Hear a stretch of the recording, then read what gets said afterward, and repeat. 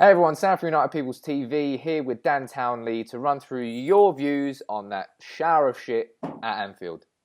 Sorted. Done. That's all you need to say. Just the shower of shit. It That was nice and was easy, wasn't it? shite. Cut. Done. Anyway, Next video. let's get on to what actual people said rather than me and Dan. Not that we're not actual people, but Johnny Ross, the sarcastic fucker, biggest disappointment since West Brom. Yeah. Okay. Fair enough. Which is, I can see again where spot it's on. But what's more embarrassing? What is more embarrassing? The performance against West Brom or the performance against Liverpool? Performance against Liverpool, man. You imagine coming away from that game with your tail between your legs, knowing that you gave nothing on the pitch. The only player who has any sort of dignity from that result is David De Gea. Every single other player has got to be fucking embarrassed. Again. Mate, could you imagine? He must be going on that coach home going, well, what the hell am I doing at this club? He's sat there going, really? A fax machine fucked this up for me? Fucking hell. It's tragic. I don't know how he's going to stay this summer. He's gone. He's not. I think, let's just say, he's not going to stay. Without him yesterday, it would have been genuinely 5-6. Imagine Sergio Romero in goal. No. No. Right. One in from Ben Mitchell. Cheers, Ben. He said, unsurprisingly void of any tactical efficiency. Unsurprisingly folded after going a goal down. Unsurprising. And philosophy. I think that's the worst part of it all. It's not at all unsurprising because everyone semi-expected it. After a little bit of momentum came in those 4 wins, we lost it against West Brom. We reverted to type, and then we go and do that at Anfield. We just look terrible. I've said this. I think I don't know why, but every time I'm on, we've always played shit. You're a bad luck charm, Dan. I'm a bad luck charm. So stop planning videos of me, and we'll play fine.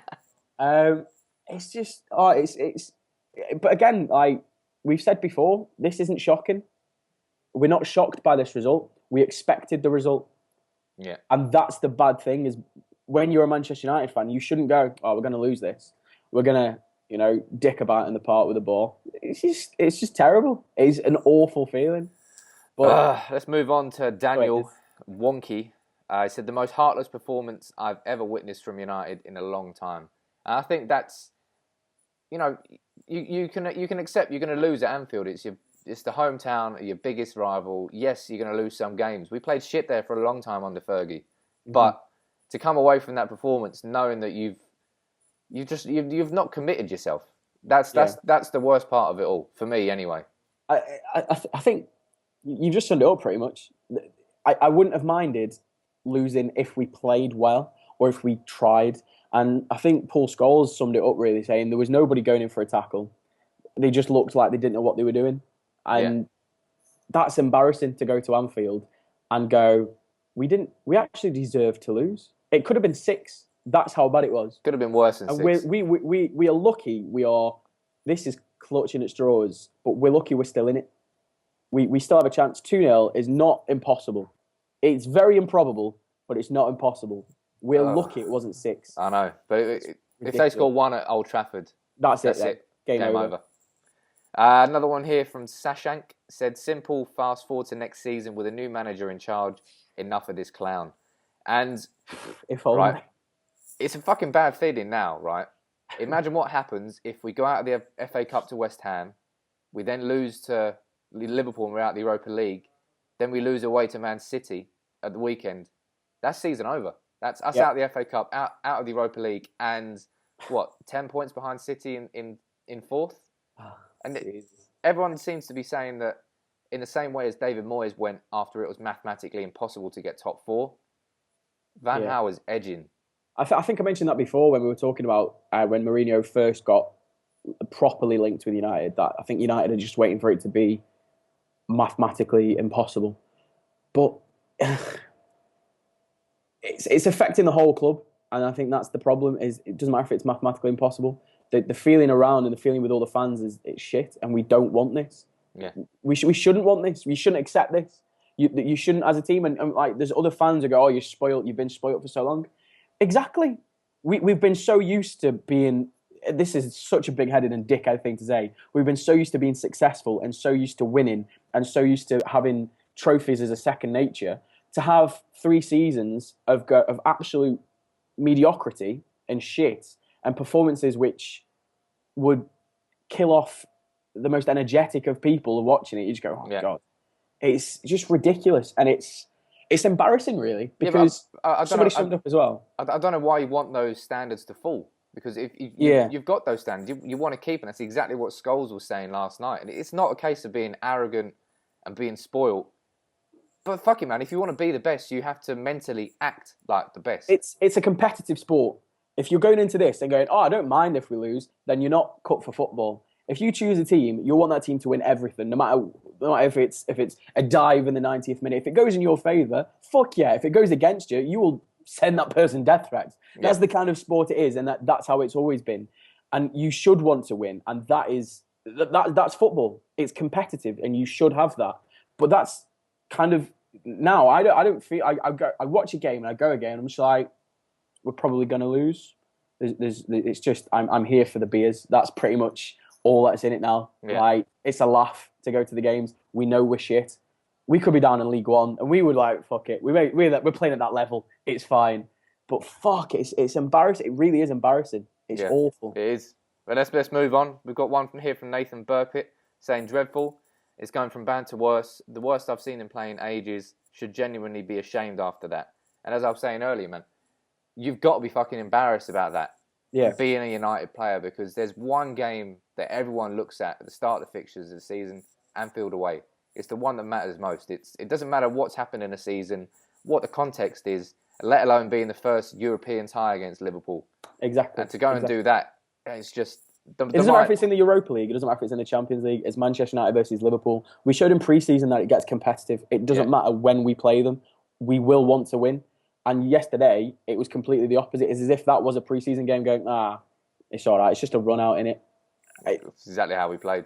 Ridiculous. One here from Alistair Donaghy saying the final straw.